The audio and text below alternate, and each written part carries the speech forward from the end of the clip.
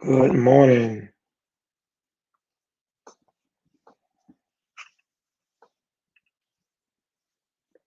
Good morning. Good morning. Afternoon. Come on in and say hello to me. All right. So let me do some quick and we'll be ready to go. Um, Join me every Tuesday on Dominion TV uh, for Transforming Michael McCants, 12:30 every Tuesday. You do not want to miss it. I think before that is Jerry Zavelle and Bishop Michael Blue. And so you want to, get your good hour and some change of good teaching. Check out, check, check out Dominion TV. All right. Um, Make plans to join me August the 21st or the 21st or the 24th for our Holy Assembly. Our theme is multiply. We have Brian McKnight coming, no Tondo, Sagani, Reginald, Kane, Brandy Williams, and of course, I have the honor of speaking as well. Also, want to say to my ladies, get ready for the Sisterhood Summit 2021. Pastor Hope is back at it again. Her theme is silent, but not silenced. And so you want to be there. This year we're going to the beach. It's going to be like a retreat type. And you're going to be able to get away and relax and go shopping and enjoy time of prayer and reflections and evening worship sessions. You want to contact the number down there today because we only have 60 slots available, and we got a good hotel rate for you. I think altogether, if you do it well and do it in groups, you shouldn't spend no more than $300 on just being there. And so we want to see you in the number. All right, let's talk about this. Uh, Glad I did. Failure is normally decided or determined by whether or not we were successful at a task we set out to do.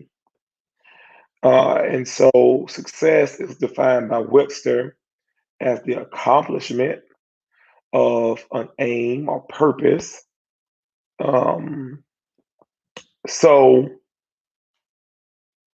oh, I'm sorry, y'all. All right. So success is the accomplishment of an aim or purpose. And so then the question now becomes, what's your aim and what is your purpose? All right. So now I remember my pastor used to say to me often that if you aim for nothing, then you will hit nothing. And so if we go through life not set on a purpose or an aim, then we can expect to not have clear success. No one never just stumbles on anything, right? It starts off with an intent, with a direction, with a goal in mind. For me personally, my personal purpose or aim, as it relates to my ministry, is to educate, inspire, and push individuals into a life of holiness. And when I think about holiness, I don't think about the clothes you wear or how you speak in conversation, but I think about wholeness. I think about maturity in Christ. I think about balance. I think about prosperity. And so anything that I esteem to do, whether it's Inspiration Lunch Hour or it's Dominion TV or even when I pastor my church, whatever it is I intend to do, I understand that my assignment is clear, that my aim is simple, and that is to educate, inspire, and push individuals into a life of holiness. And so I need you to know and come to a grips of what your aim is. What is your purpose? Why, or what is your why factor? Why do you participate or walk in the ways that you walk in or do the things that you do? See, knowing your why helps determine whether or not You're walking in your authentic self. Knowing your why helps you to determine and bring. It helps you to bring balance to yourself. Knowing your why helps you to be creative and demonstrate power or muscle within your own capacity. Right. And so I would strongly encourage you to sit down and begin to develop your why, because once you understand your why, then you have a aim, you have a purpose that you can strive towards. So let's take a commercial break, and can I get you to tag about 3 people? Can I encourage you to share here for a moment and tell them they want to get in here, because we're going to talk about the idea of failure and how failure added value to my life, how failure equipped me and had got me prepared for what my success is. And so along the way, I have experienced many failures in my own personal life. I've experienced failure sometimes on a public stage, and sometimes in a private stage, whether it was through a sermon, whether it was through a conference I did, or a seminar, or some type of, I made an attempt to write a book. Where I have had my fair share of failure. And so let me tell you something. I have learned to allow failure to be my friend. Yeah, yeah. I am not an enemy with failure. I do not fight failure. I embrace failure. Yep, I do, because I understand that failure has purpose in it. Failure has purpose in it. You might need to type that. Failure has purpose in it. All right.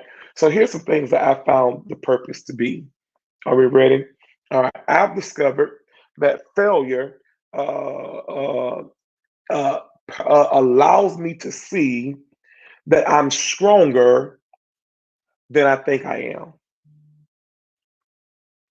Yep. Failure has revealed in me a level of persistence.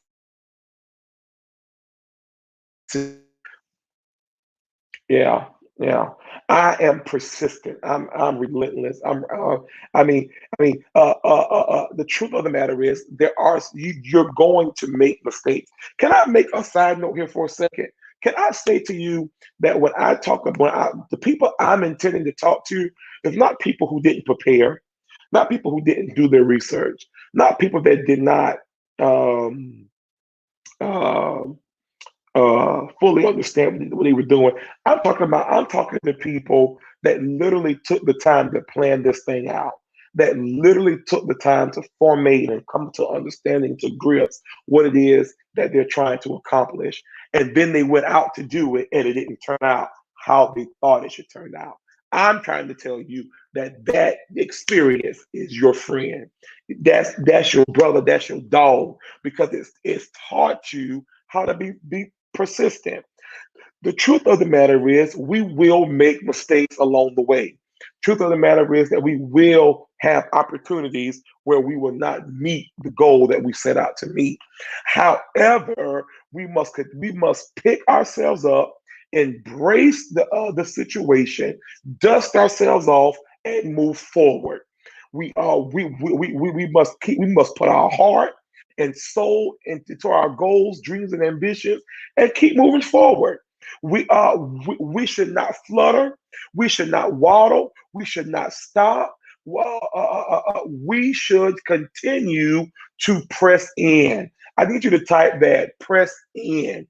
We must continue, because the truth of the matter is, if I did not make it, if I did not meet the goal, then there's something about what I was doing that has caused me not to meet the goal.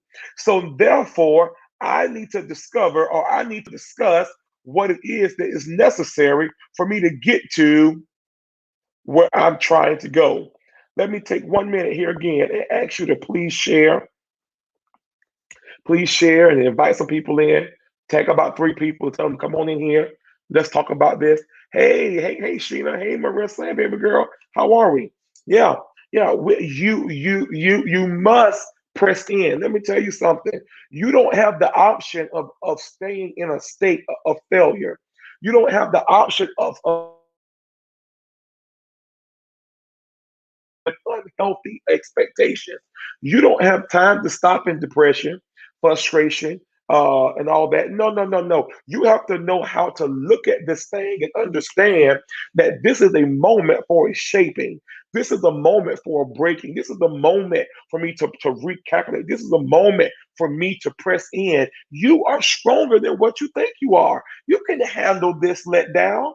You can handle this setback. What are you talking about? You're building your muscles and you got to keep going in, right? You got to be persistent. You got to press in. You got to press towards the cause. Because the truth of the matter is, if you are in line with your why, and if you are in line with what you say, you understand what your aim and your purpose is, then your assignment won't let you give up. No, no, no. Your assignment will not allow you to throw in the towel because you have not yet met the thing that is burning on the inside of you. I have a desire to see souls win. I have a desire to watch poverty end in people's lives. I have a desire for people to be made whole. And when I ride around it in the neighborhood, and when I ride around the community, when I see on TV, and I am constantly reminded of the brokenness, of the loss of lost souls that are around me, that thing stirs in me all over again. So I have to be persistent. I'm going to show up and do what I set out to do. And I'm going to monitor and adjust. I'm going to look at what I can do better. I'm going to look at my presentation. I'm going to look at my networking. I'm going to look at my objectives, and I'm going to assess and juggle.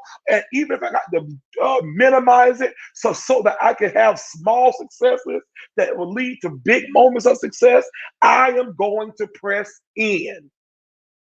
All right. That was a good preach moment there. That was a good preach moment. All right. Thank you guys for sharing. You guys are the best. Thank you for inviting some people in. We're almost there. Failure, then. Another thing that I learned about failure is often redirection in disguise. Yes, failure is telling me that maybe this is not the way it should have been done. Can we be honest? Can you be honest with me? And I'll be honest with you.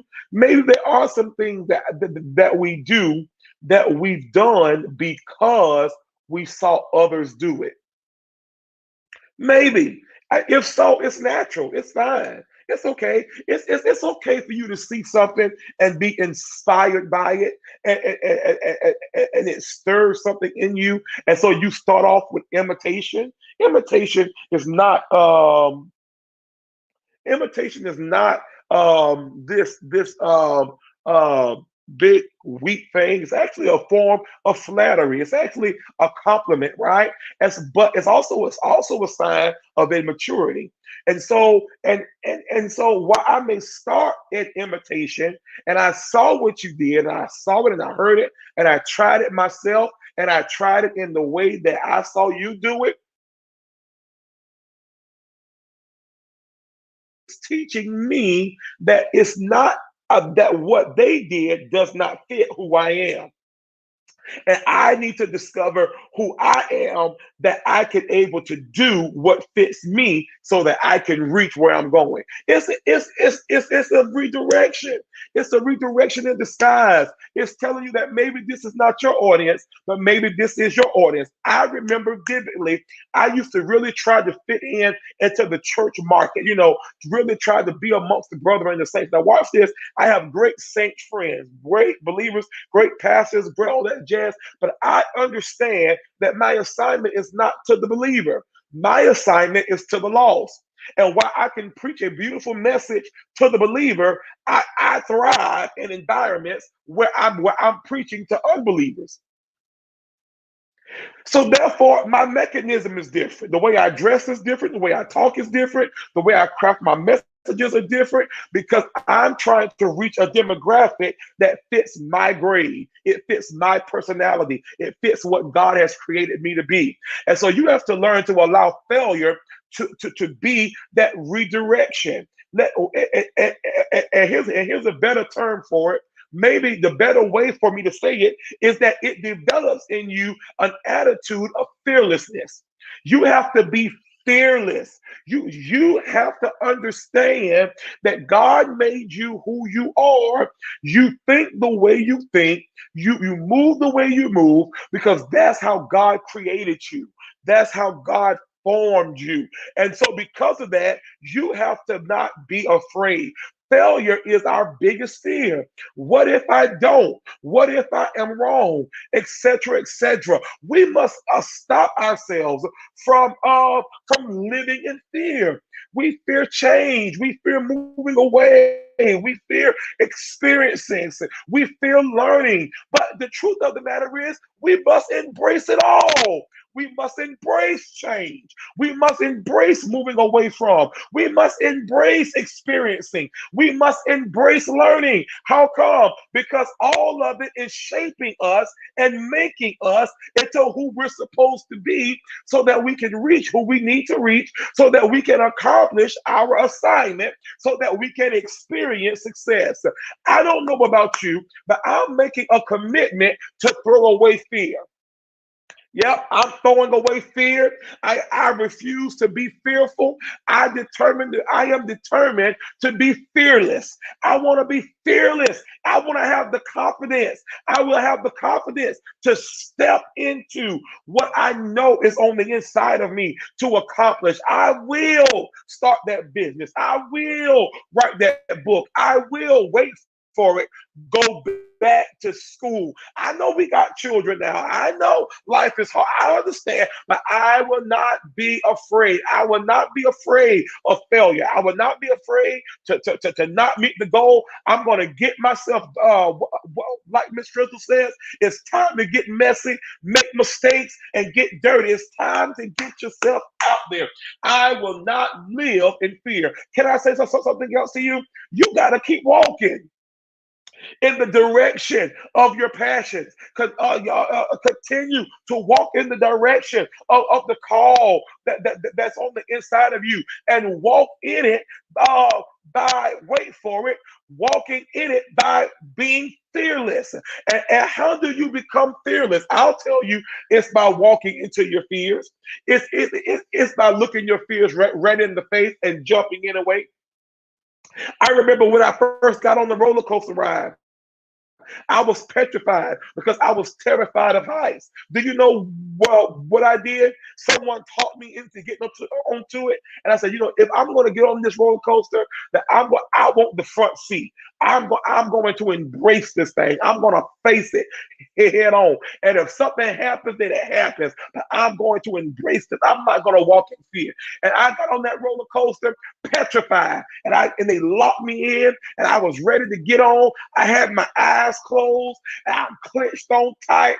And when we begin to start and climb up, whew, whew, whew, but I'm going to face this fear. I'm going to face it. I'm not going to let this conquer me. I'm going to conquer it. Whew, whew, whew, I got this. I'm more than a conqueror. This will not defeat me. I will embrace where I am now. And as I got higher and as I got up, I began to feel my heart drop. But guess what? My heart was still beating. My heart did not stop beating. And so I kept pressing in into my fear. I kept facing my fear. And then when we got to the top and it was time to go down, I looked around and said, wow, I'm really up here. Oh, man, you made it up here. And I was excited because I made it to the top. And I said, you know what? If I'm going down free. And when the roller coaster, and when we begin to drop down, I threw my hand in the air with everybody else, and I began to embrace my fear. Can I tell you, the only way you're going to get over your fear is if you embrace your fear, if you face your fear. And can I tell you now, I love riding roller coasters. I love it. I want to spin. I want to go up. I want to go down. And because I faced my fear, I conquered and pursued what it is that I was believing God for. All right, I don't have time to go through. I don't have time to go through the rest of it. I'm out of time. But let me tell you, maybe the rest of the week we'll talk about failure, right? Because I really want to tell you about how you should understand that failure is not the end of the road. That failure teaches you a lot more than success. Failure teaches you to embrace change. Failure is not final. Have fun with it. So I think we're going to catch me on Wednesday, 12 o'clock p.m. for Inspirational Lunch Hour with Michael and McCants. And we're going to have fun with this. If you would, hit the share button and tell them I failed and I'm glad about it. God bless you all. Don't forget to hang out, make plans to hang out with Pastor Hope Women for the Sisterhood Summit 2021. Call the number below. Um, uh, Connect with her for social media sites.